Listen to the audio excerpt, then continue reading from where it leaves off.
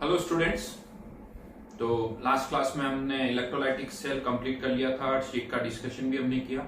आगे बढ़ाते हैं चैप्टर को, थर्ड पार्ट पर आते हैं चैप्टर के, विच इज कंडक्टेंस।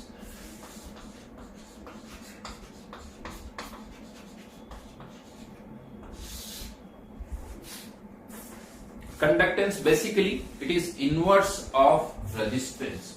यस, इसे हम जी से ही रिप्रेजेंट करते हैं कंडक्टेंस को। गिव्स एनर्जी नहीं है, इट इज कंडक्टेंस। और सीधा सीधा सा मैथमेटिकली अगर हम बात करें तो it is inverse of resistance. इसको इसी तरह से डिफाइन भी किया गया। डेफिनेशन वाइज अगर हम लिखें तो वो भी इसी से आ जाएगी। रेजिस्टेंस की डेफिनेशन सोचो, उसको चेंज कर दो। रेजिस्टेंस की डेफिनेशन क्या होती है? Which oppose the flow of electrons. Property जो कि इलेक्ट्रॉन के फ्लो को अपोज करती है, तो कंडक्टेंस उसके फ्लो को सपोर्ट करता है। राइट, लिखिए definition. Property of the substance, property of the substance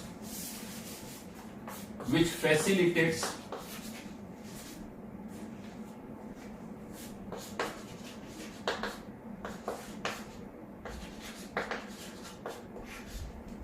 the flow of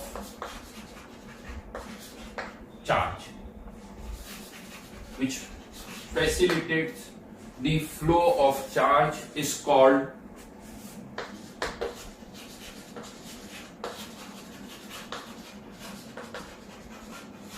conductance.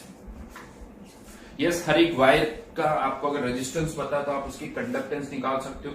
आपको कुछ नहीं करना, रेजिस्टेंस का इन्वर्स करो तो उसकी आपको क्या पता चल जाएगी?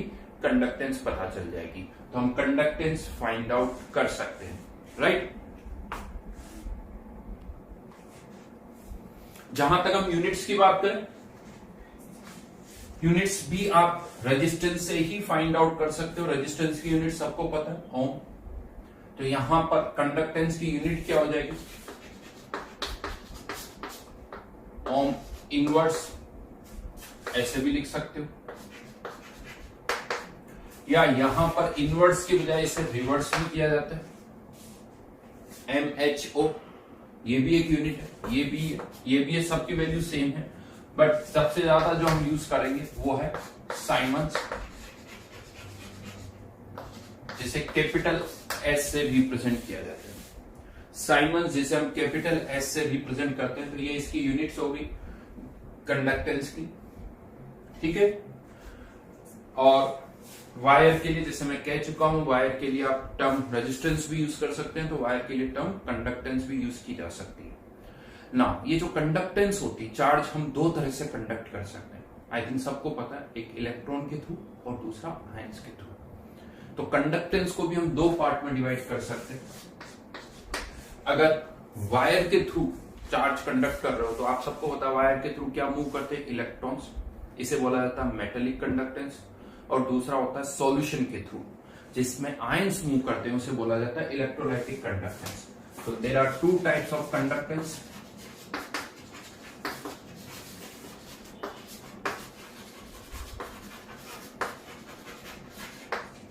Metallic and electrolytic.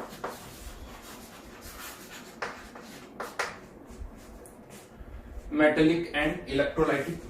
पहले बात करते हैं मेटेलिक कंडक्टेंस की। मेटेलिक कंडक्टेंस में involves, first difference, involves flow of electron, involves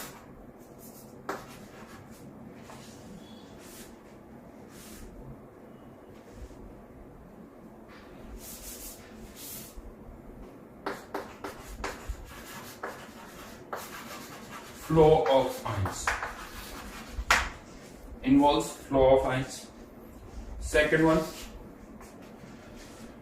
ये एक बेसिक डिफरेंस है, अदरवाइज आप और डिफरेंसेस भी नोट कर सकते हैं। जैसे अगर वायर कोई सा भी हो, चाहे वो सिल्वर का हो, गोल्ड का हो, कॉपर का हो, एल्यूमिनियम का हो, सब में इलेक्ट्रॉन्स ही फ्लो करते हैं।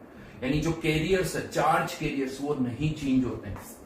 जबकि इलेक्ट्रोलाइटिक में चार्ज कैरियर्स बदल जाएंगे। जिंक का सॉल्यूशन है तो जिंक आयन, कॉपर का सॉल्यूशन है तो कॉपर आयन, NaCl का सॉल्यूशन है तो Na+ आयन। तो चार्ज कैरियर्स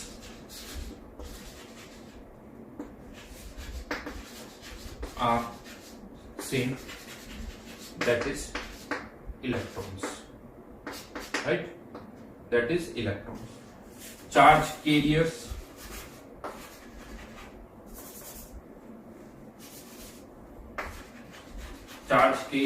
ब्रैकेट में लिख देता हूं, that is ions depends on solution पे डिपेंड करता, अलग अलग होते हैं। थर्ड, एक वायर के थ्रू करंट पास कर रहे हो आप, कोई चेंज नहीं होगा, वायर की कंपोजिशन वो की वही रहेगी, इलेक्ट्रॉन जा रहे हैं घूम फिर कर वापस आ रहे हैं, सो वायर की कंपोजिशन एज इट इज रहेगी। लेकिन सॉल्यूशन के केस में ऐसा नहीं होगा, क्योंकि ये जो आयंस है ये एनोड और कैथोड पे जाके डिपॉजिट हो जाते हैं, जिसके कारण सॉल्यूशन की जो कॉन्सेंट्रेशन है वो चेंज रहती है। Composition of wire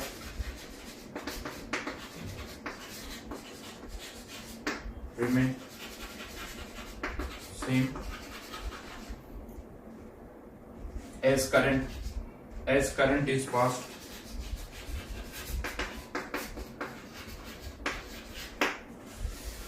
composition of solution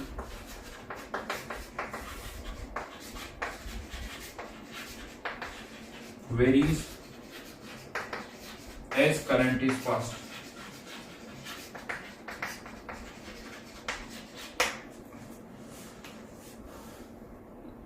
लेकिन ये तो ठीक है डिफरेंसेस है, बट एक मेजर डिफरेंस जो दोनों में है, जो सबसे ज्यादा हाईलाइटेड है कह सकते हो, जो सबसे ज्यादा इंपॉर्टेंट है, वो ये है effect of temperature.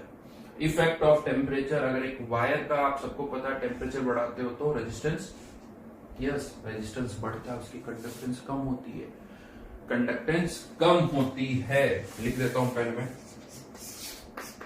As temperature increases conductance decreases, लेकिन यहां पर as temperature increases conductance also increases.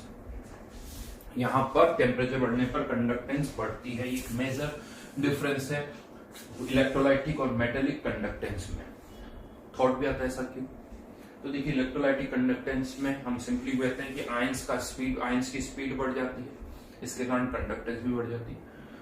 तो बहुतों को ऐसा लगता है सर यहां पर भी तो फिर इलेक्ट्रॉन्स की कुछ स्पीड बढ़ती होगी, तो यहां पर हम कहते हैं इलेक्ट्रॉन्स का जो मूवमेंट होता है वो रैंडम ज्यादा होता है, तो रैंडम मूवमेंट के कारण नंबर ऑफ कोलिजन्स जो है वो ज्यादा हो जाते हैं, and because of that number of collisions जो नेट फ्लो है वो कम हो जाता है। तो due to increased number of collisions, यहां पर लिख सकते हो due to increased number of collisions,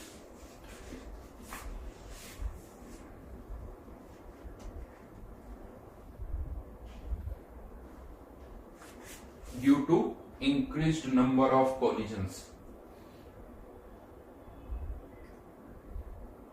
As a fact ही वो लॉजिक आप यहां पे भी कह सकते हो, यहां पर भी कोलिजन्स इंक्रीज हो रहे हैं, लेकिन यहां पर आयन की स्पीड ज्यादा बढ़ रही है, आयन की स्पीड ज्यादा बढ़ रही है, इसीलिए कंडक्टेंस बढ़ रही है। तो एक्सप्लेनेशन तो आप इसको सपोर्ट में भी दे सकते हो, अपोज भी कर सकते हो, बट रिजल्ट आपके सामने तो एग्जैक्टली है, यानी हमें एक्सप्लेनेशन उसी तरह से देना जो इस रिजल्ट को सपोर्ट करे। ठीक है, तो ये था difference between metallic and electrolytic conductance. इस चैप्टर में मेनली जो हमारा डिस्कशन होगा वो होगा इलेक्ट्रोलाइटिक कंडक्टेंस पर। मेटेलिक कंडक्टेंस आप फिजिक्स में पढ़ते हो, यहां पर हम अब डिस्कस करेंगे इलेक्ट्रोलाइटिक कंडक्टेंस। आयंस के थ्रू हम चार्ज अगर ट्रांसफर कर रहे हैं तो उससे रिलेटेड टर्म्स हम डिस्कस करेंगे, बहुत कोई डिटेल में नहीं, बट बेसिक से कुछ टर्म्स है वो हम यहां पर डिस्कस करेंगे।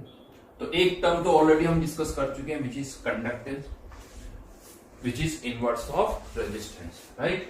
अब आगे बढ़ते हैं, सेकेंड टर्म पर आते हैं।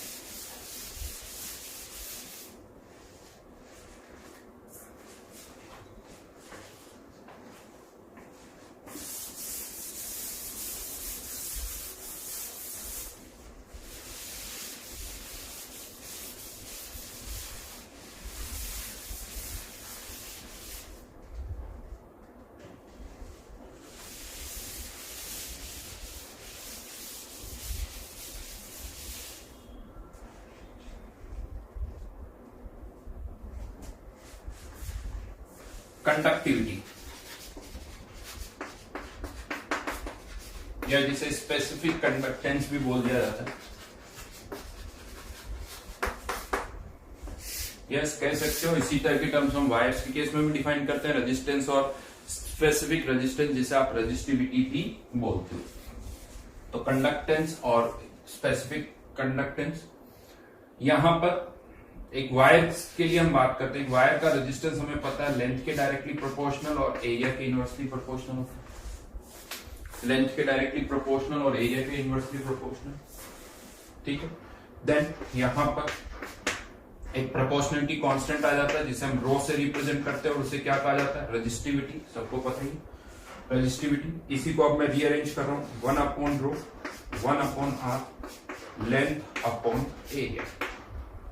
ये जो 1 अपॉन आर है इसको मैं क्या लिख सकता हूं, कंडक्टेंस इंटू एल अपॉन ए, और ये जो 1 अपॉन रो देख रहे हो आप, 1 अपॉन रेजिस्टिविटी, इसको हम कहते हैं कंडक्टिविटी। इसको कहा जाता है कंडक्टिविटी, और इसको के तो नहीं है, बेसिकली कप्पा बोला जाता है इसको, स्टाइलिश के कह सकते हो, बेसिकली कुछ स्टाइल में के लिखा हुआ है, इसको कप्पा बोला जाता है। कप्पा यानी conductivity equals to conductance multiplied by length upon area. तो इसी फॉर्मूले को रीअरेंज किया हुआ है, कुछ नया नहीं है, वही फॉर्मूला है। यानी ये फॉर्मूला आप वायर के लिए भी यूज कर सकते हो, वही फॉर्मूला है, वायर के लिए भी आप इसे यूज कर सकते हो। लेकिन हाँ, यहां पर अब हम मेनली बात करेंगे सॉल्यूशन के लिए। इसको एक सॉल्यूशन के लिए हम इसको यूज करेंगे। टर्म हमने डिफाइन कर दी। जहां तक बात करें कंडक्टिविटी की यूनिट्स की, तो वो भी आप यहां से निकाल सकते हो। इसकी यूनिट साइमन्स, इसको या तो सेंटीमीटर में पुट करते हैं या मीटर में। ऑब्वियसली ऐसा ही सिस्टम चाहिए तो मीटर में पुट करना पड़ेगा, अदरवाइज सेंटीमीटर में। तो Simons centimetre upon centimetre square, तो सेंटीमीटर इनवर्स और साइमन्स मीटर इनवर्स, ये 2 यूनिट्स है कंडक्टिविटी की, ठीक है। अब यहां एक प्रॉब्लम आती है। प्रॉब्लम क्या आती है कि हमने स्टार्ट किया था वायर से। जब एक वायर से स्टार्ट किया था तब तक तो बड़ा सिंपल सा था कि हाँ वायर की लेंथ इतनी है, वायर का एरिया इतना है, वो यहाँ पुट कर देंगे, रेजिस्टिविटी पता है तो रेजिस्टेंस आ जाएगा। बट अब तो ये फॉर्मूला हम एक सॉल्यूशन के लिए यूज कर रहे हैं। जब आप इस फॉर्मूले को एक सॉल्यूशन के लिए यूज कर रहे हो तो वहां लेंथ और एरिया का क्या मीनिंग होगा, वहां लेंथ और एरिया का क्या मीनिंग होगा। बड़ा अजीब सा लगता है एक सॉल्यूशन की लेंथ, एक सॉल्यूशन का क्रॉस सेक्शन, क्या मतलब हुआ इसका। और मैं आपको बता दूं, ये सबसे बड़ा कंफ्यूजन है, बहुतों को नहीं समझ में आता ये कंडक्टेंस कंडक्टिविटी। अभी हम और भी आगे बढ़ेंगे, बेसिक कॉन्सेप्ट बेसिक पॉइंट्स नहीं पता होते। यानी ये लेंथ और एरिया भी सही तरह से हमें नहीं पता होता कि लेंथ क्या है या एरिया क्या है। चलिए देखते हैं थोड़ा सा क्या सोचते हैं अभी, लेंथ क्या है, व्हाट इज लेंथ। क्या मैं ऐसे कह सकता हूँ कि ये इलेक्ट्रोलाइटिक सेल है, ये 2 इलेक्ट्रोड्स है, तो ये इन इलेक्ट्रोड्स के बीच की डिस्टेंस ऐसा, और एरिया क्या होगा फिर, एरिया क्या होगा, क्या इस इलेक्ट्रोड का चारों तरफ का एरिया। अगर मान लो ये सिलेंड्रिकल इलेक्ट्रोड्स है तो क्या इसका चारों तरफ का एरिया ऐसा, या वो एरिया जो ये एक दूसरे को फेस कर रहे हैं परपेंडिकुलर टू ईच अदर, क्या है ये एरिया, क्या है बताइए। एरिया कौन सा है, जो फेस कर रहे हैं, या इनके इलेक्ट्रोड्स का टोटल, यानी इसका सरफेस एरिया, इस इलेक्ट्रोड का सरफेस एरिया, या इसका सरफेस एरिया प्लस इसका सरफेस एरिया, दोनों के सरफेस एरिया का सम, क्या है ये। तो मैं आपको बता दूं, इनमें से ऐसा कुछ भी नहीं, ऐसा कुछ भी नहीं है।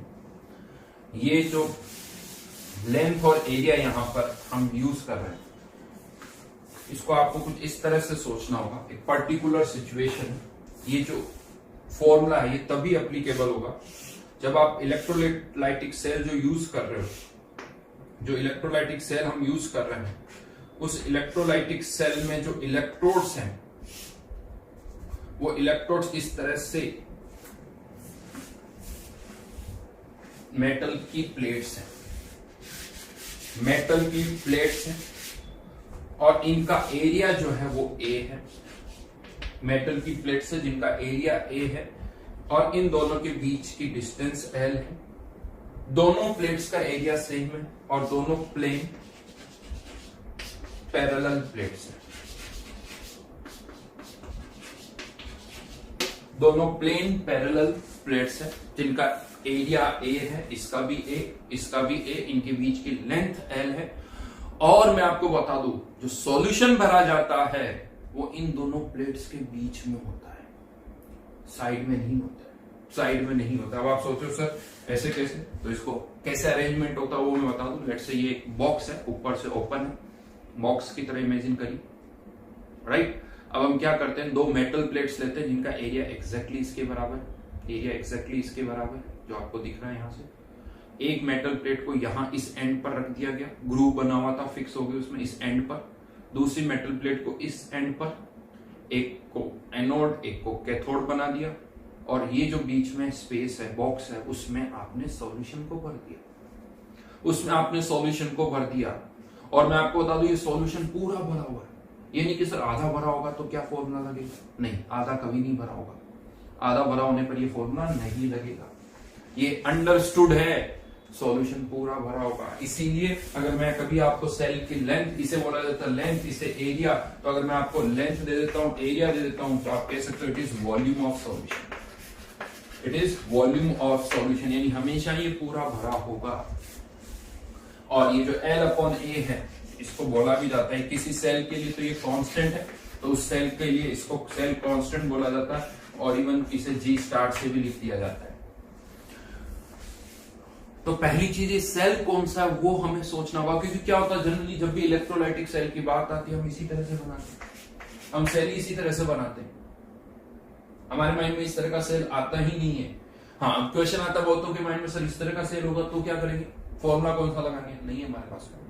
हमारे पास जो फॉर्मूले हैं वो इस तरह के सेल के लिए है, इस तरह के सेल के लिए हमारे पास कोई फॉर्मूला नहीं है।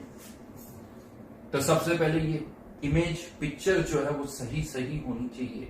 मैं फिर से बता दूं, जो जेई देते हैं बहुतों को यही नहीं पता, बहुतों को मतलब मेरा मतलब 99% से है पता ही नहीं, बस ठीक है। क्वेश्चन आता है, क्या फर्क पड़ता है मैं ये पिक्चर बनाऊं या ये पिक्चर बनाऊं, क्वेश्चन में लेंथ तो दे रखी होगी, वो लेंथ कोई सी भी हो ये देनी है, एरिया जो है वो देना हो, पुट कर दो आ जाएगा, क्योंकि और कोई ऑप्शन तो है ही, और कोई ऑप्शन तो है ही, इसीलिए कोई कंफ्यूजन होता ही नहीं, क्वेश्चन सॉल्व हो जाते हैं, क्वेश्चन सॉल्व हो जाता है। लेकिन हाँ, अगर आप उनके डेरिवेशंस को अच्छी तरह से देखोगे ना तो समझ में आएगा, क्योंकि बहुत बार ऐसा होता है, वहां पर मैं आपको बताऊंगा L/A को वॉल्यूम ऑफ सॉल्यूशन हम कह देते हैं, पिक्चर कुछ और बन रही है, यहां से L ये दिख रहा है, एरिया पता ही नहीं क्या है, फिर भी A/L को वॉल्यूम ऑफ सॉल्यूशन बोल देते हैं, वो तभी कह पाओगे जब इस तरह से होगा, राइट। चलिए, तो एक पॉइंट को अभी और आगे देखते हैं, इंटरेस्टिंग पार्ट है, बड़ा इंटरेस्टिंग टॉपिक है कंडक्टेंस। इंटरेस्टिंग इसलिए है क्योंकि अगेन जो बेसिक्स है ना उनको ढंग से समझना होगा, छोटी छोटी सी बात है, कुछ हाईफाई नहीं, लेकिन वो बातें अगर आप हटा दोगे, उनको नोटिस ही नहीं करोगे तो समझ में कुछ भी नहीं आता है, उन समझ में कुछ भी नहीं आता है। चलिए, एक तो ये पॉइंट और आगे बढ़ते। चलिए, कंडक्टेंस भी डिफाइन कर ली, कंडक्टिविटी भी डिफाइन कर ली हमने, एल क्या है, एरिया क्या है, वो सब पता चल गया। हाँ, यहां पर एक और पॉइंट में बता दूं, ये जो कंडक्टिविटी है, जैसे अब किस पर डिपेंड करती है, कंडक्टिविटी किस पर डिपेंड करती है उसकी बात करते हैं। तो पहले हम वापस से आएंगे वायर पर, वायर से ही हम इसको रिलेट करेंगे। एक वायर के लिए आई थिंक आप सबको बहुत अच्छी तरह से पता है कि वायर का रेजिस्टेंस किस पर डिपेंड करता है और किस पर डिपेंड नहीं करता है, यस या नो। लेंथ चेंज करने पर वायर का रेजिस्टेंस बढ़ जाएगा, साफ साफ दिख भी रहा है, L/A। लेंथ बढ़ाओगे रेजिस्टेंस बढ़ जाएगा, एरिया बढ़ाओगे रेजिस्टेंस कम हो जाएगा। हाँ, लेंथ और एरिया चेंज करने से क्या रेजिस्टिविटी चेंज हो जाएगी, क्या रेजिस्टिविटी चेंज हो जाएगी, नहीं होगी। रेजिस्टिविटी कब चेंज होगी, यस, दो तरीके, या तो टेम्परेचर बदल दो या फिर वायर को ही बदल दो, वायर को बदल दो, या कोई अलॉय अगर है, अगर कोई अलॉय लेट्स से कॉपर या जिंक का अलॉय है, उसकी आपने कंपोजिशन बदल दी, एक तरह से वो भी वही बात हुई, वायर बदल गया, बिकॉज कंपोजिशन बदल रहे हो मतलब वायर बदल रहे हो। हाँ बट ठीक है, टेम्परेचर बदल रहे हैं, वायर सिल्वर की जगह कॉपर ले लिया, या कोई अलॉय है तो उसकी कंपोजिशन आपने बदल दी तो रेजिस्टिविटी चेंज होगी। और हाँ, ऐसा नहीं कि रेजिस्टिविटी चेंज होगी तो रेजिस्टेंस नहीं चेंज होगा, रेजिस्टिविटी चेंज होगी तो रेजिस्टेंस भी चेंज होगा। हाँ, लेकिन एल और ए चेंज करने पर केवल रेजिस्टेंस चेंज होगा, रेजिस्टिविटी नहीं होगी। बट रेजिस्टिविटी चेंज तभी होगी जब आप वायर बदल रहे हो, टेम्परेचर बदल रहे हो, या वायर अलॉय है तो उसकी कंपोजिशन बदल रहे हो ना। अब हम बात करेंगे कंडक्टेंस और कंडक्टिविटी की, ये कब बदलेगी, तो इसको कैसे सोचना है, यानी कंडक्ट लेंथ चेंज। अगर मैं आपसे पूछूं क्या लेंथ चेंज करने पर कंडक्टिविटी चेंज होगी क्या, एरिया चेंज करने पर कंडक्टिविटी चेंज होगी क्या, कैसे पता करें, तो उसका तरीका बताता हूं। यहां पर आपको जो ये फॉर्मूला भी आया किससे, इसी से आया, वायर से हमने रिलेट किया। आप यहां पर भी इसको एक वायर की तरह इमेजिन करो, इस सेल को भी एक वायर की तरह इमेजिन करिए, लेकिन वायर का मटेरियल ये प्लेट्स नहीं है, वायर का मटेरियल इसके बीच का सॉल्यूशन। ये प्लेट्स तो एंड है, लास्ट, इनका कोई वायर का जो मटेरियल है वो इसका सॉल्यूशन है। हाँ, ये कह सकते हो कि वायर जो है सर्कुलर क्रॉस सेक्शनल एरिया वाला नहीं, स्क्वायर या रेक्टेंगुलर जो भी होगा उस तरह से। तो इसको एक वायर की तरह इमेजिन करिए जिसकी लेंथ ए है, एरिया ए है, इसका जो सॉल्यूशन है वो इसका मटेरियल है, और इसमें इलेक्ट्रॉन्स मूव नहीं कर रहे हैं, इसमें आयंस मूव कर रहे हैं। अब सीधा सीधा ये फॉर्मूला लगो, क्या लेंथ चेंज करने पर रेजिस्टिविटी चेंज होगी, नहीं होगी, एरिया चेंज करने पर नहीं होगी। तो अगर रेजिस्टिविटी यानी कंडक्टिविटी लेंथ और एरिया पर डिपेंड ही नहीं करती, जैसे रेजिस्टिविटी नहीं कर रही है, यहां पर भी वही बात है, रेजिस्टिविटी ना तो लेंथ पर डिपेंड करती ना एरिया पर, तो कंडक्टिविटी भी लेंथ और एरिया पर डिपेंड नहीं करती। लेंथ और एरिया चेंज करोगे, कंडक्टिविटी नहीं चेंज होगी, कंडक्टेंस चेंज होगी। तो एक लाइन लिख सकते हैं, conductivity depends on, conductivity is independent of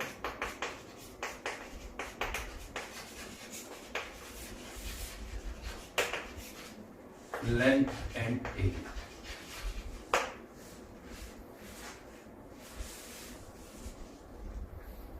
length and area के इंडिपेंडेंट है।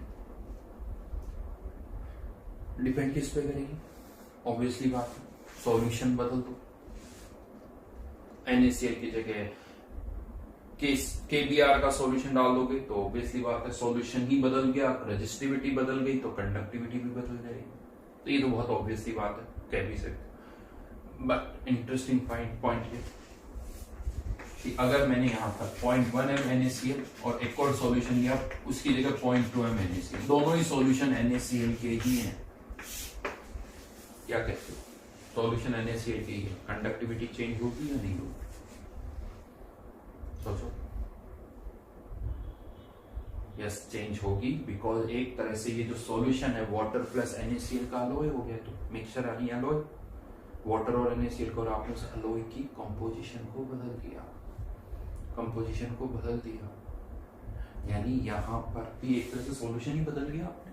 तो कंडक्टिविटी कॉन्सेंट्रेशन पर डिपेंड करती है, conductivity depends on concentration, concentration पर डिपेंड करती है। और एज अ फैक्ट ऑब्जर्व भी किया गया, as concentration increases conductivity also increases। ये भी और लॉजिक भी बड़ा सिंपल, 0.1 m NaCl की जगह आप 0.2 m NaCl ले लोगे तो नंबर ऑफ आयंस ज्यादा होंगे, नंबर ऑफ आयंस ज्यादा होंगे तो कंडक्टिविटी भी ज्यादा होगी।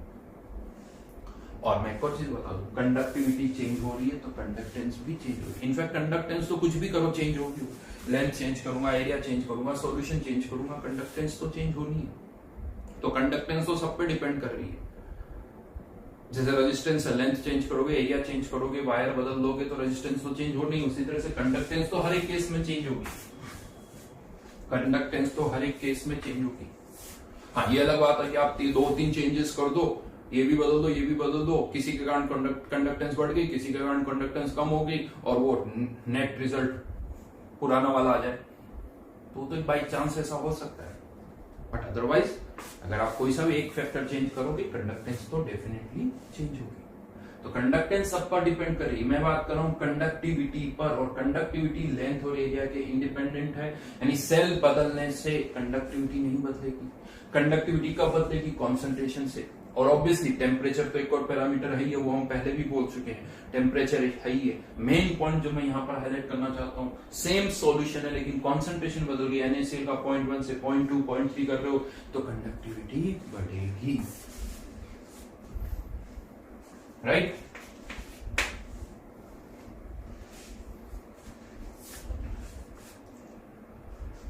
तो दो फॉर्म, यानी एक तरह से दो फॉर्मूले कह सकते हैं, एक तो कंडक्टेंस इक्वल्स टू 1/r और दूसरा कंडक्टिविटी का हमने फॉर्मूला लिख दिया। बड़े सिंपल से फॉर्मूले हैं। मैंने आपको कंडक्टेंस क्या होती है वो बता दिया, कंडक्टिविटी क्या होती है वो बता दिया। इनको आप सिंपली रिलेट करो कंडक्टेंस और रेजिस्टिविटी से, सॉरी रेजिस्टेंस और रेजिस्टिविटी से, और कुछ भी नहीं है। कंडक्टेंस कंडक्टिविटी की टर्म्स आप वायर के लिए भी यूज कर सकते हो, एक वायर के लिए इनको यूज करके देख लो। वही तो यहां पर भी लगाना है। यहां पर जो सॉल्यूशन है वो उस वायर का मटेरियल है, ठीक है। हो गया, ये भी टर्म्स भी डिफाइन कर दी। अब क्या करें? अब यहां पर आगे बढ़ते हैं। इसी लेट्स से हमें दो सॉल्यूशन की कंडक्टिंग पावर को कंपेयर करना है। अच्छी तरह से सुनना, क्योंकि जब तक प्रॉब्लम नहीं पता चलेगी ना तो उसका सॉल्यूशन समझ में नहीं आता है। पहले प्रॉब्लम को समझना होगा तब जाके सॉल्यूशन समझ में आएगा। तो मैं आपको पहले प्रॉब्लम बताऊंगा और फिर हम उसका सॉल्यूशन डिस्कस करेंगे, तब समझ में आता है कि क्या डायरेक्शन है। नहीं तो इसके आगे बहुतों को लगता है सर ठीक है हो गया चैप्टर खत्म, क्या है आगे। तो अब डायरेक्शन पहले क्या चाहते हैं हम, वो हमें पहले अब यहाँ पर डिस्कस करना है। तो वो प्रॉब्लम क्या है जिसका हम सॉल्यूशन ढूंढ रहे हैं वो पहले मैं आपको बताऊंगा। तो हमें दो सॉल्यूशन की कंडक्टिंग पावर को कंपेयर करना है। कैसे कंपेयर करेंगे वो हमें देखना है। देखिए थियोरेटिकली तरीके पता है और किसी तरह से हम कर सकते हैं। यहां हम एक्सपेरिमेंटल डेटा से कंपेयर करना चाहते हैं कि किसकी कंडक्टिंग पावर ज्यादा है, किसकी कंडक्टिंग पावर कम है। जैसे आप इसे यूं कह सकते हो कि मुझे दो वायर्स की रेजिस्टेंस पावर को कंपेयर करना है, कौन ज्यादा रेजिस्टेंस शो करता है। तरीका क्या होगा? आप क्या करोगे, दो वायर्स लोगे, यानी मान लो सिल्वर कॉपर जो भी लिया, उन दो वायर्स लोगे, लेकिन दोनों की लेंथ बराबर होनी चाहिए, दोनों का एरिया बराबर होना चाहिए। लेंथ बराबर, एरिया बराबर, आपने उन दोनों का रेजिस्टेंस मेजर किया। रेजिस्टेंस कैसे मेजर करोगे? यस, व्हीटस्टोन ब्रिज से, फिजिक्स में जैसे करते हो। रेजिस्टेंस मेजर कर लिया, रेजिस्टेंस से कंडक्टेंस आ जाएगी। या डायरेक्ट रेजिस्टेंस जिसका ज्यादा है कह दो उसकी रेजिस्टिविटी भी ज्यादा है, रेजिस्टेंस पावर भी ज्यादा है, रेजिस्टेंस पावर भी ज्यादा है कह सकते हैं। हाँ, लेकिन कंपेयर करते वक्त मुझे बोलना पड़ा कि दोनों के जो वायर्स हमने लिए उनकी लेंथ बराबर है, एरिया बराबर है। लेंथ बराबर, एरिया बराबर, फिर जिसका रेजिस्टेंस ज्यादा है उसकी रेजिस्टेंस पावर भी ज्यादा है। यानी हमेशा ये स्पेसिफाई करना पड़ेगा। लेट्स से मैं कह दूं ए और बी दो सब्सटेंस है, इसका रेजिस्टेंस 20 ओम, इसका 50 ओम। बताओ किसकी रेजिस्टेंस पावर ज्यादा है? तो पहले मुझे बोलना पड़ेगा कि नहीं दोनों का लेंथ सेम है, दोनों का एरिया सेम है, तब जाके आप कह पाओगे कि हाँ बी की रेजिस्टेंस पावर ए से ज्यादा है।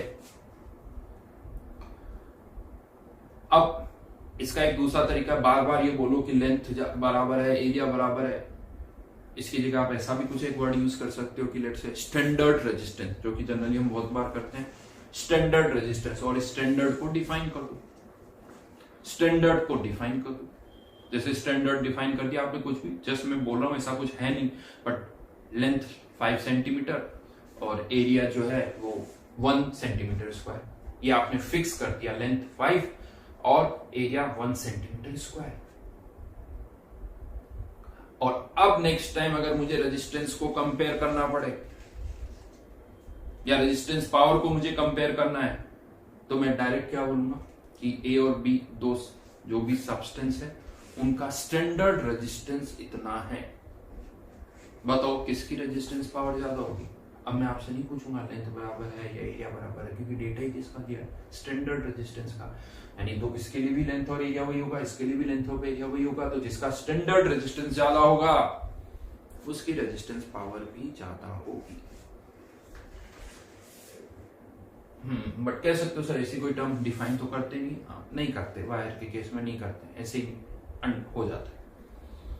लेकिन अब अगर हमें दो सॉल्यूशन की कंडक्टिंग पावर को कंपेयर करना है तो यहां पर भी एक तरीका तो है ही है कि दो एक जैसे सेल लो, दोनों का लेंथ बराबर होनी चाहिए, दोनों का एरिया बराबर होना चाहिए।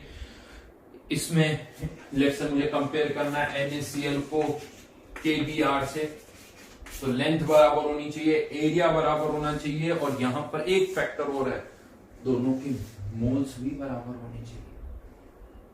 इसके और इसके मोल्स भी बराबर होने चाहिए। एक मोल डाल दिया, इसमें भी एक मोल, इसमें भी एक मोल। मान लो वॉल्यूम दोनों का 1 लीटर है, कंटेनर का वॉल्यूम दोनों का 1 लीटर है, तो कह सकते हो दोनों की कॉन्सेंट्रेशन भी बराबर है, लेंथ बराबर, एरिया बराबर, कॉन्सेंट्रेशन बराबर। अब एक्सपेरिमेंटली आप यहां पर कंडक्टेंस मेजर करो। अच्छा, क्वेश्चन आता है एक्सपेरिमेंटली इस सॉल्यूशन की कंडक्टेंस कैसे मेजर करेंगे? तो मैं बता दूं, डायरेक्ट कंडक्टेंस कहीं कैसे मेजर नहीं कर सकते हो। यहां पर भी पहले हम इस सॉल्यूशन की, ये जो सेल आपने बनाया, ये वाला सेल जिसमें सॉल्यूशन भरा है, इसका हम रेजिस्टेंस मेजर करते हैं। रेजिस्टेंस कैसे? वही व्हीटस्टोन ब्रिज, जहां आप वायर लगाते हो उसकी जगह ये दोनों प्लेट्स को कनेक्ट कर दो, तो हमें इस सॉल्यूशन का क्या पता चल जाएगा? रेजिस्टेंस पता चल जाएगा। इस सॉल्यूशन का रेजिस्टेंस पता चल जाएगा, उसका इन्वर्स करेंगे तो क्या आ जाएगी? कंडक्टेंस। कह देंगे जिसकी कंडक्टेंस ज्यादा उसकी कंडक्टिंग पावर ज्यादा, दैट्स इट। हाँ, लेकिन बोलना पड़ा कि लेंथ बराबर है, एरिया बराबर है, मोल्स बराबर है, ये सब बताना पड़ेगा। तो यहां पर भी एक टर्म हम डिफाइन कर सकते हैं इन्हीं कंडीशंस को स्पेसिफाई करते हुए। इस तरह से इस तरह की एक टर्म डिफाइन कर सकते हैं, जैसे हमने स्टैंडर्ड रेजिस्टेंस डिफाइन किया, यहां पर भी हम इसी तरह की एक टर्म डिफाइन कर सकते हैं जिससे कंपेयर करना आसान हो जाए, जिससे ये जो कंपैरिजन है ना वो आसान हो जाए। तो यस, एग्जैक्टली यहां पर ऐसा किया गया और एक टर्म डिफाइन की गई जिसे बोला जाता है लैम्डा एम, जिसे बोला जाता है लैम्डा एम। क्या है ये लैम्डा एम? बात कर, देखिए मैंने केवल लैम्डा एम हेडिंग डाली है, इसके साथ में कुछ लिखा नहीं है। हो सकता है आप में से बहुतों को इसका नाम भी पता हो कि इसे क्या बोला जाता है अपार्ट फ्रॉम लैम्डा एम, और क्या बोला जाता है वो पता हो, लेकिन मैं आपको बता दूं अभी केवल इसको लैम्डा एम बोलो। ये जो टर्म है थोड़ी कंफ्यूजिंग टर्म है। अगर आप इसको इसके अलावा भी कुछ और बोलोगे तो कंफ्यूजन अच्छा खासा क्रिएट हो जाएगा। तो मैंने एक टर्म लिखी लैम्डा एम, कोई अभी डेफिनेशन नहीं, कुछ भी नहीं है। पहले हम इसको डिफाइन करेंगे, कैसे वो अब मैं बता रहा हूं। तो पहले तो मैं बता दूं ये टर्म भी ऑन पेपर हम डिफाइन कर रहे हैं, इस टर्म को ऑन पेपर डिफाइन कर रहे हैं, कैसे वो देखते हैं। तो हमारे पास फॉर्मूला था कंडक्टिविटी, कंडक्टेंस L अपॉन, मैंने इसको L से मल्टीप्लाई भी कर दिया, L से डिवाइड भी कर दिया। तो यहां पर ये G into L square, conductivity into A into L is volume of solution, A into L is volume of solution. अब ठीक है, आपने कोई सेल बनाया होगा, उसकी लेंथ 1 2 10 सेंटीमीटर कुछ भी हुई होगी, मीटर में, सेंटीमीटर में, उसका एरिया कुछ भी हो सकता है, उसमें 1 मोल भी हो सकते हैं, 10 मोल भी हो सकते हैं, 0.1 मोल भी हो सकते हैं, कुछ भी हो सकता है। ठीक है, आप उस सेल का रेजिस्टेंस भी मेजर कर सकते हो और रेजिस्टेंस से आप कंडक्टिविटी सब निकाल सकते हो। यहां पर अगर हम देखें तो हो क्या रहा है, कंडक्टेंस इंटू एल स्क्वायर एक टर्म है, कंडक्टिविटी इंटू वॉल्यूम, हाँ ये कह सकते हैं, बाकी फॉर्मूला तो ये, बट ये वैल्यू इसके बराबर, बट ये एक टर्म है G इंटू एल स्क्वायर। हाँ, ये वैल्यू जब हमने मेजर की एक्सपेरिमेंटली, G निकाला, L से मल्टीप्लाई कर रहे हैं एक तरह से, तो सेल में हो सकता है 0.1 मोल हो, 2 मोल हो, 1 मोल हो, 10 मोल्स हो। तो यहां पर हम क्या कर रहे हैं, सेल में जितने मोल्स है उससे हम इसको डिवाइड कर रहे हैं, यानी यूं कह दो कि पर मोल हम डेटा निकाल रहे हैं। अगर 10 मोल्स है तो 10 से डिवाइड कर दिया तो पर मोल के डेटा आ गया। ये वैल्यू अब क्या होगी, पर मोल डिफाइन हमने टर्म कर दी, और ये जो वैल्यू यहां आई है पर मोल, ये कह सकते हो, इसको हमने लिख दिया लैम्डा एम, इसीलिए ये एम आया बिकॉज ये हमने पर मोल डिफाइन की है lambda M, which is what is lambda M, तो answer is G into L square upon N. आप सोचो सर ये क्या है, तो कुछ नहीं, G into L square upon N, एक टर्म डिफाइन कर दी। आपकी इच्छा, आप ऐसे बहुत सारे टर्म्स डिफाइन कर सकते हो। मैंने L से मल्टीप्लाई किया, आपका तो नहीं समझ, तो एरिया से मल्टीप्लाई करूंगा, ऊपर नीचे कर दो, कुछ टर्म आ जाएगी, उसको पर मोल डिफाइन कर दो, उसका कुछ और नाम रख दो, आपकी इच्छा है। उसका और नाम है। बहुत सारी टर्म्स डिफाइन कर सकते हो। मैं एक टर्म डिफाइन कर रहा हूं जिसको मैंने कह दिया लैम्डा एम। अब यहां पर देखते हैं ये जो टर्म मैंने डिफाइन की है इसकी एक कैरेक्टरिस्टिक की बात करें। क्या है वो कैरेक्टरिस्टिक? मोल्स कैसे निकाल सकते हैं हम सॉल्यूशन के अंदर? K into we. मोल्स कैसे निकालते हैं? Molarity into volume. तो ये V कैंसिल आउट हो जाएगा, कंडक्टिविटी अपॉन मोलरिटी। यानी यहां पर ये जो भी टर्म हमने डिफाइन की है, एक फॉर्मूला तो यही है बट एक फॉर्मूला ये भी K बाय N। और हमें पता है ये जो K है एक सब्सटेंस तो फिक्स है, ये ऑब्वियसली बात है। K तभी चेंज होता है जब कंसंट्रेशन चेंज होती है। यानी अगर हमने कंसंट्रेशन फिक्स कर ली तो K भी फिक्स है, और कंसंट्रेशन फिक्स है तो M भी फिक्स है। यानी अगर कंसंट्रेशन वही है तो लैम्डा M भी वही है। क्या लेंथ और एरिया बदलने पर क्या कंडक्टिविटी चेंज होगी? नहीं होगी। क्या M चेंज होगा? नहीं होगा। अच्छा, बहुत लोग तो सब लेंथ बढ़ा दोगे। यहाँ पर ये ध्यान रखना, अगर मैं लेंथ बढ़ा रहा हूँ या एरिया बढ़ा रहा हूँ तो डेफिनेटली सॉल्यूशन की क्वांटिटी भी ऐड करनी पड़ेगी। सॉल्यूशन हमेशा पूरा ही होगा। ऐसा नहीं लेंथ बढ़ गई सर सॉल्यूशन तो लेंथ बढ़ गई तो सॉल्यूशन नीचे चला जाएगा, नहीं, वॉल्यूम भी बढ़ेगा। कभी वायर की लेंथ बढ़ाते हो तो क्या सोचते हो? लेंथ बढ़ाते वक्त नहीं बोला जाएगा तो इसका मतलब एरिया वही है। अगर वायर को खींच के लेंथ बढ़ाओगे तो उसका भी एरिया कम होगा। वो तो आप ये मत, लेंथ भी चेंज हो रही है, एरिया भी चेंज हो रहा है। यहां पर हम हमेशा सॉल्यूशन पूरा भरा रहेगा। तो ये ध्यान रखना, यानी लेंथ चेंज की, एरिया चेंज किया, वही कंसंट्रेशन है। ऑब्वियसली और सॉल्यूशन डालना पड़ेगा क्योंकि वॉल्यूम ज्यादा हो गया। पहले 1 लीटर था, हो सकता है 2 लीटर हो जाए। सॉल्यूशन वही है, कंसंट्रेशन वही है, कंडक्टिविटी वही है, एम वही है, तो लैम्डा एम भी वही है। यानी ये जो टर्म हमने डिफाइन की है, कह सकते हो ये कंसंट्रेशन पर डिपेंड कर रही है। ये भी एल और ए के इंडिपेंडेंट है। एक लाइन लिख सकते हैं यहां पर, lambda M is independent of length and area, is independent of length and area. यानी जो भी टर्म हमने ये डिफाइन की है ये लेंथ और एरिया के इंडिपेंडेंट है। हाँ, कंसंट्रेशन पर डिपेंड करेगी, कैसे करेगी वो भी बाद में बात करेंगे। सब्सटेंस टू सब्सटेंस तो वेरी करेगी वो भी है। ठीक है, कह सकते हो लेंथ और एरिया के इंडिपेंडेंट है। हाँ, बस एक चीज और है इसमें, आप कह सकते हो सर ये तो कंडक्टिविटी भी थी ना। हाँ, बट एक डिफरेंस जो है कंडक्टिविटी में, अमाउंट कुछ भी हो सकती थी। 1 मोल हो सकता था सेल में, हो 10 मोल हो, 15 मोल हो, 0.1 मोल हो। ये जो भी डेटा है, सेल में 10 मोल है या 15 मोल है, कितने भी हो सकते हैं, बट ये जो टर्म डिफाइन हुई है ये तो पर मोल के लिए, ये पर मोल के लिए। अब मैं इसकी इंपॉर्टेंस बताता हूं ये क्या है। कि फ्लैट से मैं आपको कहता हूं लैम्डा निकालना है, तो ठीक है, आप क्या करोगे, एक सेल लोगे, जरूर सेल आपने ले लिया, उसका कुछ लेंथ होगी, उसका कुछ एरिया होगा, या तो आप लेंथ एरिया उसका एक्सपेरिमेंटली रेजिस्टेंस मेजर करो, उससे कंडक्टेंस आ जाएगी, कंडक्टेंस से कंडक्टिविटी आ जाएगी। कंडक्टिविटी आने के बाद आपके पास 2 ऑप्शन है, तो कंडक्टिविटी बाय एम से लैम्डा निकाल लो, या G into L square by N करके आप उसका लैम्डा निकाल सकते हो। बट करे क्या इसका, ये है क्या? पर्पस तो कुछ और था, 2 सॉल्यूशन की कंडक्टिंग पावर को कंपेयर करना है। यहां पर तो ऐसा कुछ नहीं समझ में आ रहा। चलिए समझते हैं इसको। अब आपने एक सॉल्यूशन की क्या निकाल ली, सॉल्यूशन का लैम्डा एम निकाल लिया, सॉल्यूशन का लैम्डा निकाल दिया, और हमें ये पता है कि लैम्डा एम कंसंट्रेशन चेंज होगी तभी चेंज होगा, लेंथ और एरिया से तो चेंज नहीं होगा, ये पता है। यानी अगर मैं लेंथ और एरिया चेंज कर रहा हूं सेल का, तो लैम्डा एम तो चेंज नहीं होगा, लैम्डा एम चेंज नहीं होगा। ठीक है, लैम्डा एम वही रहेगा। यानी लेट्स से 0.1 एम NaCl का हमारे पास एक सॉल्यूशन है और इसका हमने लैम्डा एम निकाल लिया। अब ये लैम्डा एम क्या है, अगर इसको हम फील करना चाहते हैं, इसको हम फील करना चाहते हैं, तो एक सिचुएशन हम सोचो, एक इमेजिन करो सिचुएशन को कि हमने क्या किया, यही सॉल्यूशन लिया।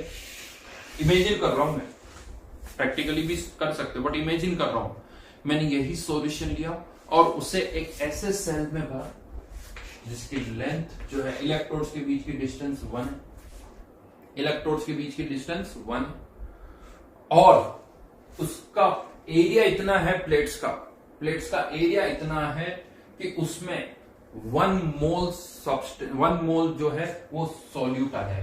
यानी राइट नाउ 1 मोल सॉल्यूट के लिए वॉल्यूम कितना होना चाहिए? 10 लीटर। वॉल्यूम कितना होना चाहिए? 10 लीटर, क्योंकि कंसंट्रेशन 0.1 है तो 10 लीटर होना चाहिए। यानी मैंने एक ऐसा सेल इमेजिन किया जिसमें लेंथ 1 है, प्लेट्स का एरिया इतना है कि उसके में 10 लीटर सॉल्यूशन आ जाए, ठीक है। यानी 1 मोल सॉल्यूट उसके अंदर होगा, और उस सेल की हम कंडक्टेंस भी निकाल सकते हैं, कोई प्रॉब्लम नहीं। एक्सपेरिमेंटली आप कंडक्टेंस भी निकाल सकते हो। नया सेल लिया तो कंडक्टेंस निकाल सकते हो, लेकिन वो जो कंडक्टेंस निकालोगे मैं आपको पहले ही उसका आंसर बता सकता हूं कि वो क्या है।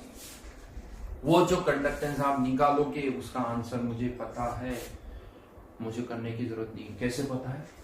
तो आपने जो नया सेल बनाया है उसमें सॉल्यूशन तो वही डाला है, तो लैम्डा एम तो वही रहेगा, चेंज ही नहीं होगा। और जो नया सेल हमने बनाया उसकी लेंथ 1 है और मोल्स भी 1 है, लेंथ भी 1, मोल्स भी 1। तो उस नए सेल की, जो नया सेल हमने इमेजिन किया है, उसकी कंडक्टेंस इस लैम्डा एम के बराबर होगी। उसकी कंडक्टेंस इस लैम्डा एम के बराबर होगी।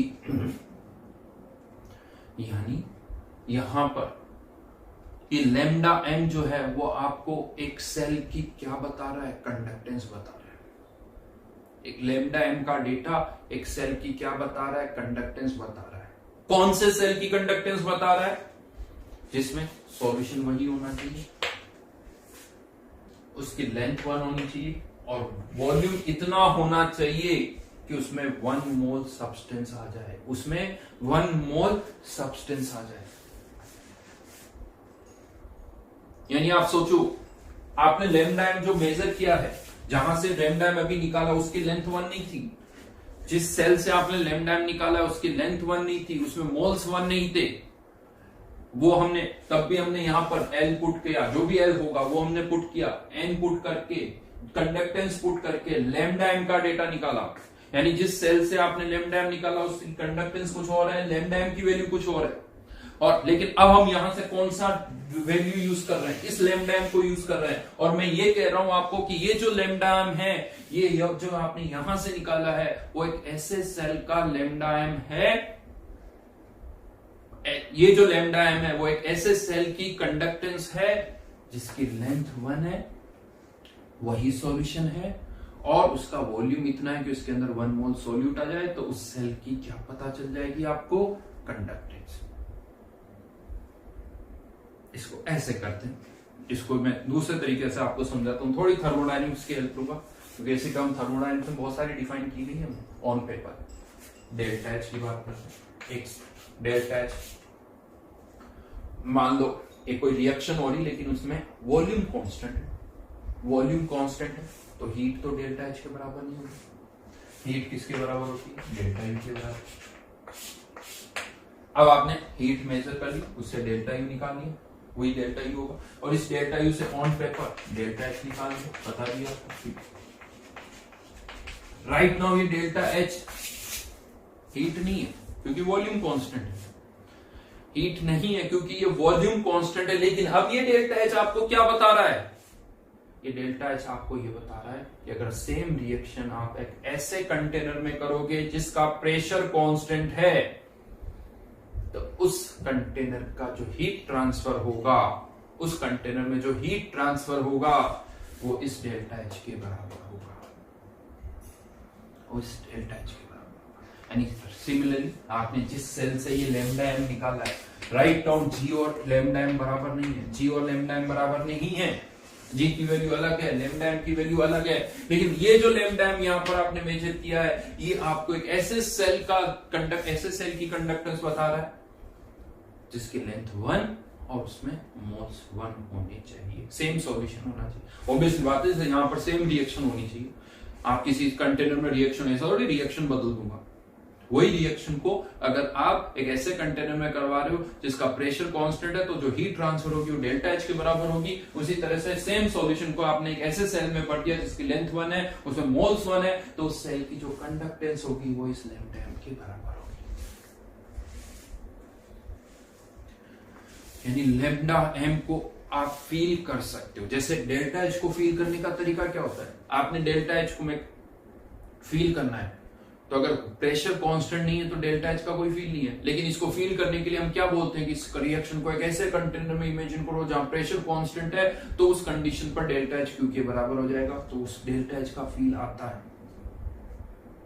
उसी तरह से लैम्डा एम को भी अगर फील करना है आपको तो हमेशा इसी तरह से सोचना होगा, इसी तरह से सोचना होगा कि इमेजिनरी सेल सोचना पड़ेगा।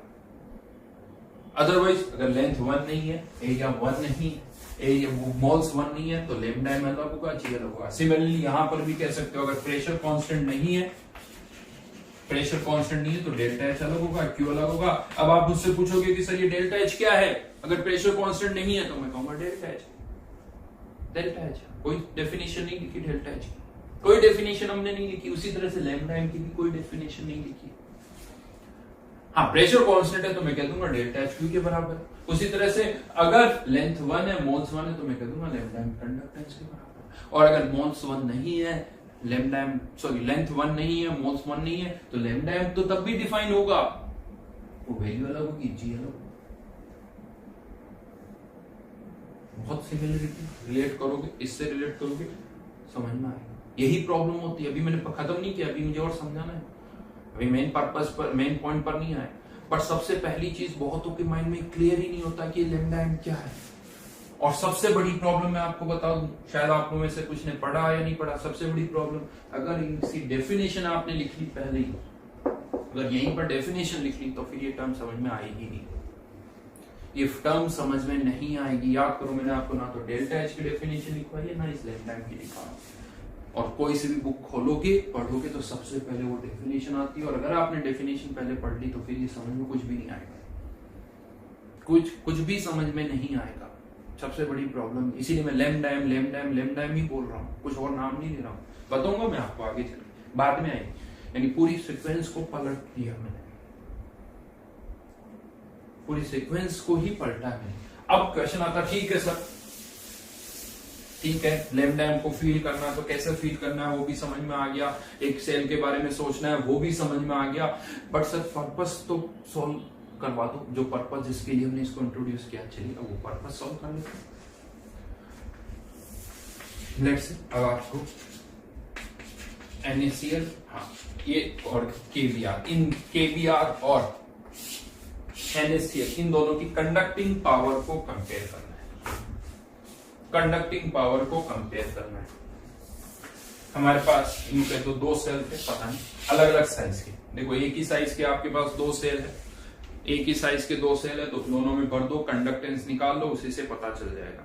सेम सेल इसके सेल होंगे, बट मान लो आप कहीं और हो, मैं कोटा में हूं, कोई और ब्लड से जयपुर में है, कोई दिल्ली में है, सबके पास अलग अलग सेल है, तो सेम नहीं है सबके पास। मान लो तो कैसे कंपेयर कर, मैं कंडक्टेंस निकाल रहा हूँ NaCl का, कोई और किसी शहर में बैठा हुआ KBr का निकाल रहा है, मुझे नहीं पता उसका लेंथ एरिया क्या है, कोई और कहीं US में बैठा हुआ है और वो वहां से कंडक्टेंस का डेटा निकाल रहा है, उसकी लेंथ और एरिया क्या है नहीं पता। या तो सबसे पूछो तुम्हारी लेंथ और एरिया क्या है, तुम्हारा लेंथ ऑफ एरिया क्या है, वे सब कुछ डेटा पूछो। या दूसरा तरीका है, मैंने सेल लिया, लेंथ पता नहीं क्या है, मोल्स पता नहीं, मतलब लेंथ 1 नहीं है, मोल्स 1 नहीं है, हाँ लेकिन चाहे लेंथ 1 हो या ना हो, मोल्स 1 हो या ना हो, कंडक्टेंस निकाल के, कंडक्टेंस से हम लैम्डा एम निकाल सकते हैं। तो यहां से मैंने कंडक्टेंस निकाल, मैं कोटा में हूं, मैंने लैम्डा एम का डेटा निकाल लिया, ठीक है। कोई और मुंबई में है, उसने भी लैम्डा एम का डेटा निकाल लिया, हाँ कॉन्सेंट्रेशन उसने भी वही ली, मैंने भी वही, ठीक है। उसने भी लैम्डा एम का डेटा निकाल दिया, कोई US में बैठा हुआ है, उसने भी लैम्डा एम का डेटा निकाल दिया, सबने लैम्डा एम का डेटा निकाल दिया। अब कोई किसी से नहीं पूछेगा कि तुम्हारे सेल की लेंथ और एरिया क्या था, कोई नहीं पूछने वाला, बस एक सबकी कॉन्सेंट्रेशन सेम है, कैसे कंपेयर होगा। तो सोचिए सबका लैम्डा एम का डेटा है, ये लैम्डा एम का डेटा आपको क्या बता रहा है, एक ऐसे सेल की कंडक्टेंस, एक ऐसे सेल की कंडक्टेंस जिसकी लेंथ 1, इसके लिए बात करूं, वॉल्यूम 10 लीटर, ये लैम्डा एम जो है वो उस सेल की कंडक्टेंस होगी। मुझे कंडक्टेंस पता चल गई 0.1 MkBr, ये इसका लैम्डा एम भी हमें पता है, और ये भी मुझे क्या बता रहे हैं, ऐसे सेल की कंडक्टेंस जिसका लेंथ 1 और उसका भी वॉल्यूम 10 लीटर, लेंथ सेम है, वॉल्यूम सेम है, तो और लेंथ सेम है, वॉल्यूम सेम है, तो एरिया भी सेम होगा डेफिनेटली। और यहां पर भी 1 मोल आ रहा है, यहां पर भी 1 मोल आ रहा है, दोनों जगह मोल्स 1, 10 लीटर 10 लीटर, तो मोल्स 1 है, लेंथ बराबर, मोल्स बराबर, एरिया बराबर, और इन दोनों की जो कंडक्टेंस है वो इनके लैम्डा एम के बराबर होगी। तो जिसकी कंडक्टेंस ज्यादा उसकी कंडक्टिंग पावर ज्यादा, तो जिसका लैम्डा एम ज्यादा उसकी कंडक्टिंग पावर ज्यादा, यानी लैम्डा एम से आप इनकी कंडक्टिंग पावर को कंपेयर कर सकते हो। अब मुझे बोलने की जरूरत नहीं है कि लेंथ बराबर है या एरिया बराबर है, नहीं बोलना है मुझे, मैं तो सीधा सीधा बोलूंगा कि अच्छा इसकी और इसका लैम्डा एम का डेटा निकालो, कैसे भी मेजर करो, किसी भी सेल से करो, जिसकी लेंथ 1 है, नहीं है, अच्छी बात है, वो तो अच्छी बात है, नहीं हो तो भी अच्छी बात है, लेंथ इसका निकालो। हाँ देखिए कैलकुलेट, आप मैं फिर से कह रहा हूं लैम्डा एम से कंपेयर करो, ये कोई जरूरी नहीं है, पहले इस चीज को निकालने। बहुतों को लगता है कि सर लैम्डा एम से ही कर सकते, नहीं, आप दो एक जैसे सेल ले लो, उसमें दोनों के 0.1 मोल डाल दो, फिर लैम्डा एम के बारे में जाना ही नहीं है, फिर लैम्डा एम के बारे में सोच नहीं है, डायरेक्ट आप उनकी कंडक्टेंस निकालो। सेल एक जैसे थे, दोनों में मोल्स बराबर थे, जिसकी कंडक्टेंस ज्यादा उसकी कंडक्टिंग पावर ज्यादा। लेकिन मैं जो बता रहा हूं उसको समझना, यानी मैंने जो एग्जांपल दिया KBr, NaCl, मैं यहां पर हूं, कोई जयपुर में है, कोई यूएस में है, किसी के पास सेल की साइज कुछ और है, किसी के पास कुछ और है, किसी ने 1 मोल डाला, किसी ने 2 मोल डाले, किसी ने 0.1 मोल डाले, सबने कंडक्टेंस निकाली और उस कंडक्टेंस से सबने क्या निकाल दिया, लैम्डा एम। अब जैसे लैम्डा एम निकाल लिया ना, बहुत सारी बातें पूछने की जरूरत ही नहीं, बस आप लैम्डा एम का डेटा यूज करके कंपेयर कर सकते हो कि लैम्डा एम, इसका लैम्डा एम, इसका लैम्डा एम ये है, आप इसे कंपेयर कर सकते हो, राइट। तो होपफुली मेरी बात समझ में आई होगी। तो जिसका लैम्डा एम ज्यादा होगा उसकी कंडक्टिंग पावर भी ज्यादा होगी, और मुझे कुछ यानी इसमें पूछने की जरूरत नहीं है, लैम्डा एम से हम बता सकते। ओके, अब मैं आता हूं जो बुक्स में लिखा होता है, उसकी बुक्स में जो लिखा होता है मैं उसकी बात कर रहा हूं। एक तो इसका एक नाम बोला जाता है बुक्स में, ऊपर मत लिखना, नीचे ही लिखना, ध्यान रखना, ऊपर की तरफ नहीं लिखोगे, ऊपर केवल लैम्डा एम, इस लैम्डा एम को लिख दिया जाता है मोलर कंडक्टेंस।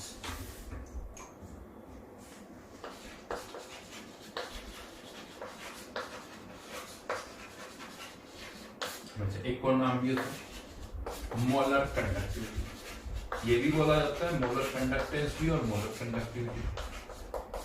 मेरे हिसाब से तो दोनों ही गलत है, कुछ और नाम होना चाहिए, दोनों ही गलत। क्यों गलत है वो समझा। तो ये नाम कहां से आया वो मैं बताता हूं।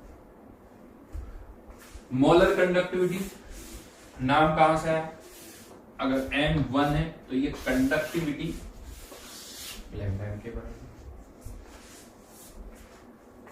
तो जो M1 है तो molar lambda M, molar conductivity. M अगर 1 है तो जो कंडक्टिविटी है वही लैम्डा एम है, तो इसीलिए नाम आ गया मोलर कंडक्टिविटी। इससे प्रॉब्लम पता है क्या होती है, ऐसा लगता है कि बस ये कंडक्टिविटी है, इसको जब आप लैम्डा एम को मोलर कंडक्टिविटी बोलते हो तो ऐसा लगता है कंडक्टिविटी है। अरे ये तो मैथमेटिकली वैल्यूज बराबर हो रही है, मैथमेटिकली वैल्यूज बराबर हो रही है, और कुछ नहीं बराबर, न्यूमेरिकल वैल्यूज बराबर हुई है। कंडक्टिविटी की एक अलग यूनिट है, कंडक्ट मोल लैम्डा एम की एक अलग यूनिट है।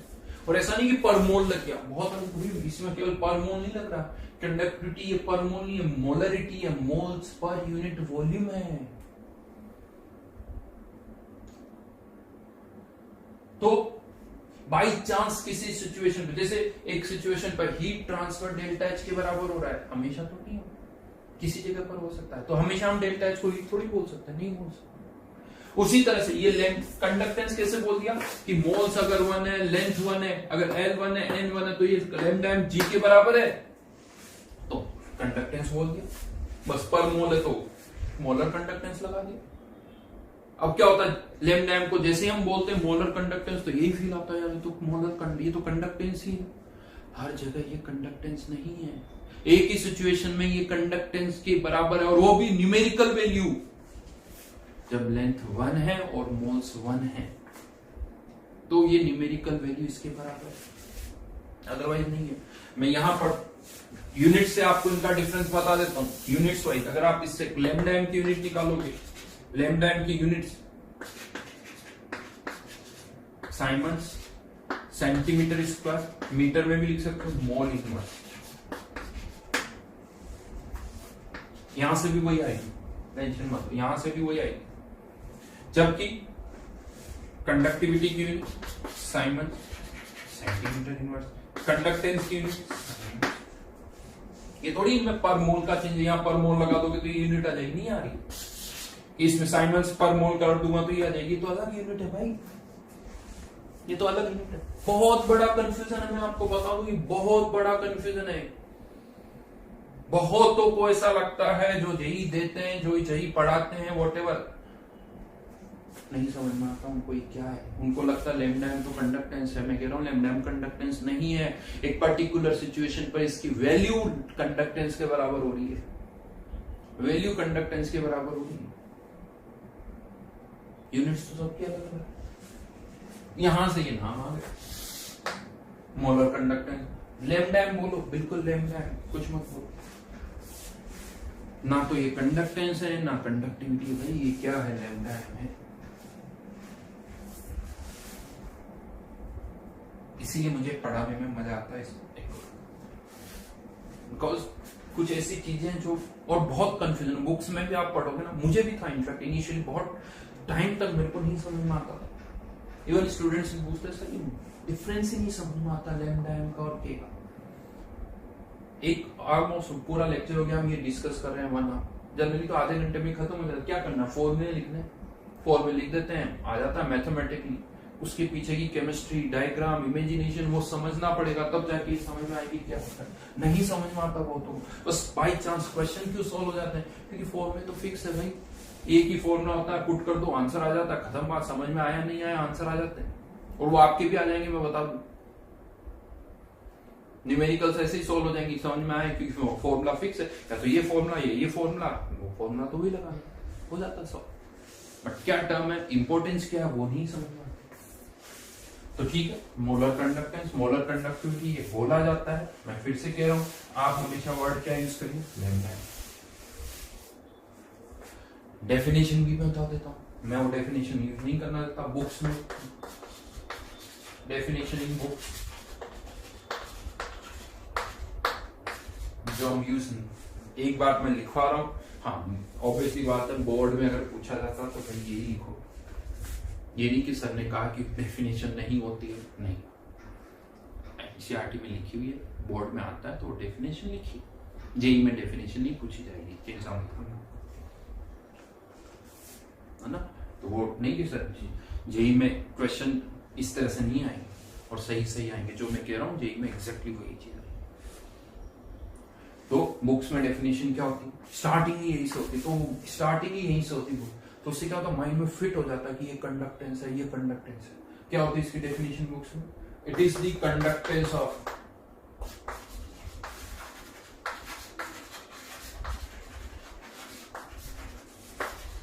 Volume of solution filled in between two electrodes at unit distance apart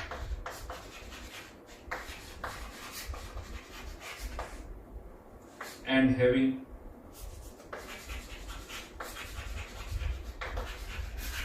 one mole in it.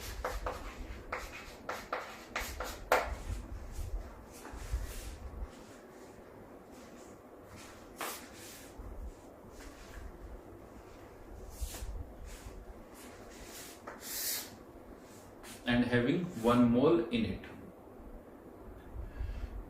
बिल्कुल अलग से रख लेना, मैं इसको यूज नहीं, क्योंकि इससे क्या होगा, इट इज दी कंडक्टेंस, ये कंडक्टेंस ऐसा लगता नहीं भाई, ये तो एक पर्टिकुलर सिचुएशन पर ही लैम्डा एम कंडक्टेंस के बराबर है। तो ऐसा नहीं आज मैंने बताया फिर 10-20 दिन बाद 2 महीने बाद नोट्स पढ़ो और हाँ यार सर ने कुछ डेफिनेशन तो लिखवाई थी, इसको फिर प्रायोरिटी दे दोगे, ये होता ही फिर इसी को इंपॉर्टेंस देते हैं, जबकि मैं जो बोल रहा हूँ वो साइड में हो जाता है। राइट, तो सीधा सीधा बड़ा आसान है, लैम्डा एम जिसका ज्यादा होगा उसकी कंडक्टिंग पावर ज्यादा होगी, तो लैम्डा एम से हम कंडक्टिंग पावर को कंपेयर कर सकते हैं। लैम्डा एम ना कंडक्टेंस है ना लैम्डा एम कंडक्टिविटी है, कुछ कंडीशंस पर इस लैम्डा एम की वैल्यू कंडक्टेंस के बराबर हो सकती है, कुछ कंडीशंस पर लैम्डा एम की वैल्यू कंडक्टिविटी के बराबर हो सकती है। लैम्डा एम कैसे निकालना है, ये फॉर्मूले तो लिखे हुए हैं, हाँ बट इसके अलावा भी फॉर्मूले हम और डिराइव करेंगे, ऐसा नहीं, इसी को थोड़ा मैं और रीअरेंज करके बताऊंगा, तब हम इन पर क्वेश्चंस करेंगे। तो आज के लिए यही तक, मैंने टर्म्स बताइए, आप चाहो तो एनसीईआरटी से भी इस पर्टिकुलर पार्ट को रीड कर सकते हो, इवन इलेक्ट्रोकेमिस्ट्री जो है एनसीईआरटी से भी रीड करना स्टार्ट करिए। लैंग्वेज जैसी मेरी है उससे थोड़ी अलग लैंग्वेज है उसकी, बट एनसीईआरटी से रीड करिए। यहाँ पर ये जो पार्ट है थोड़ा सा थोड़ी अलग लैंग्वेज आपको मिलेगी, थोड़ी जगह कुछ कंफ्यूजिंग भी है, वहां पर मैं आपको बताऊं एनसीईआरटी में बहुत जगह रिडक्शन पोटेंशियल डेटा जो लिखा होता है, रिडक्शन पोटेंशियल का डेटा लिखा होता है, लिखा ही नहीं होता है वो रिडक्शन या ऑक्सीडेशन, बट डेटा रिडक्शन का होता है, तो थोड़ा सा समझ लेना, कुछ नहीं, बात वही है जो हम कह रहे हैं, बट उनका प्रेजेंट करने का तरीका जो है वो अलग है। ठीक है, तो इससे आगे फिर हम कंटिन्यू करेंगे, ये भी आप एनसीईआरटी से रीड कर सकते हो। एनसीईआरटी में हाँ ये चीजें ऐसे नहीं मिलेगी जो आप सोच रहे हो कि वहां पर कंपेयर करने के लिए पर्पज है, वो कुछ ऐसा वहां पर नहीं मिलेगा। ठीक है, थैंक यू।